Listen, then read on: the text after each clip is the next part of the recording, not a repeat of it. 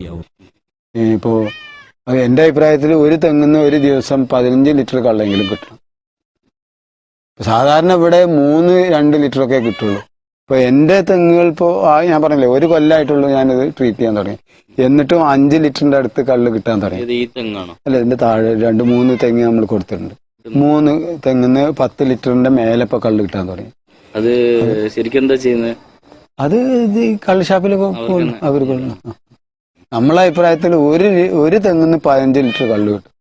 15 litre കള്ള് എന്ന് പറഞ്ഞാൽ പണ്ട് വെള്ളക്കാരന്റെ കാലത്ത് പോലും ചെത്തുന്ന കള്ളിന്റെ പകുതി ഉടമസ്ഥനുള്ളായിരുന്നു. ഇപ്പോ ഇവിടെ അടുത്ത് തന്നെ നമ്മളൊരു സുഹൃത്ത് ചെത്തുകാരൻ പറഞ്ഞു, അവിടെ ഇതിന്റെ മേലെ വെള്ളപ്പാടത്ത് ഒരു തെങ്ങിന്ന് 35 ലിറ്റർ കള്ള് ഇറക്കിയിരുന്നു. 35 ലിറ്റർ കള്ള് 30 രൂപ വെച്ചിട്ട് എത്ര രൂപയായി?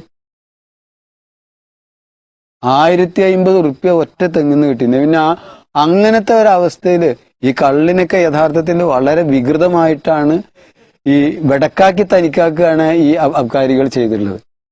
ലോകത്തിലെ ദൈവം മനുഷ്യനാക്കി ഉണ്ടാക്കിയ ഏറ്റവും നല്ല വസ്തു, മനുഷ്യന് വേണ്ടി ഉണ്ടാക്കിയ ഏറ്റവും നല്ല പ്രതിരോധ ശേഷിക്ക് ഉണ്ടാക്കുന്നത് മനുഷ്യന്റെ മുലപ്പാലാണ്. ഈ മുലപ്പാലിനോട് ഏറ്റവും കൂടുതൽ കിടപിടിക്കുന്ന, താരതമ്യം ചെയ്യാൻ വേറെ വസ്തുക്കളൊന്നുമില്ല, ഉണ്ടെങ്കിൽ അത് തെങ്ങിന്റെ കള്ളിന് മാത്രമല്ല.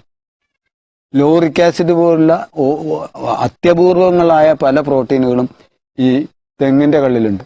കുട്ടികൾക്ക് വരെ നല്ല ഭക്ഷണമാണ്. ലോകം മുഴുക്കുള്ള ഏത് സ്ഥലത്തും ഈ സാധനം ഇങ്ങനെയുള്ള വളരെ ഉപകാരപ്രദമായ എത്രയോ സാധനങ്ങളാക്കി എന്തിനാ വീട്ടുകാർക്ക് തന്നെ കുടിക്കാം. പൂർണ്ണമായ ഭക്ഷണമാണ്. ധാർമ്മികതയുടെ പ്രഭാഷണ ഗിരിശൃംഗം തീർക്കുന്ന വഹാബി പുരോഹിതന്റെ കുടുംബം തെങ്ങ് കള്ള് ചെത്താൻ അനുവദിച്ചെന്ന് പുത്രൻ പറയുന്നു. അതിൽ ഒരു തെങ്ങിൽ നിന്നുള്ള കള്ള് ഞങ്ങളുടെ കുടുംബത്തിനായിരുന്നുവെന്ന് ബഷീർ മാസ്റ്റർ പറയുന്നു. നവോത്ഥാനത്തിന്റെ നാഡീമിടിപ്പറിയാൻ ഇനി അന്വേഷണങ്ങൾ അധികം വേണ്ടിവരുന്നില്ല.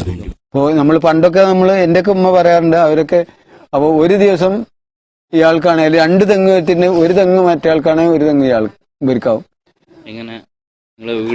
വീട്ടില് നമ്മളൊക്കെ വീട്ടില് ചെത്തിയിരുന്നു.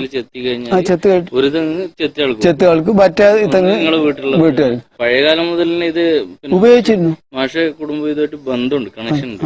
അപ്പൊ അത് ശരിക്കും അനുഭവപാഠം. അതെ, അത് എല്ലായിടത്തും അങ്ങനെ തന്നെ.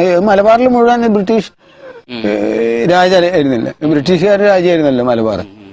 നേരെ മറിച്ച് മറ്റിടത്ത് നമുക്ക് റെസ്ട്രിക്ഷൻ ആയിരുന്നു. ഇവിടെ എങ്ങനെയായിരുന്നു? അപ്പൊ അത് പകുതി പേർക്ക് ഇപ്പൊ ആകെ എന്താ കൊടുക്കണെന്ന് വെച്ചാൽ കേര കർഷകന് 100 രൂപ കൊടുക്കും ചെത്തുകാരൻ ഒരു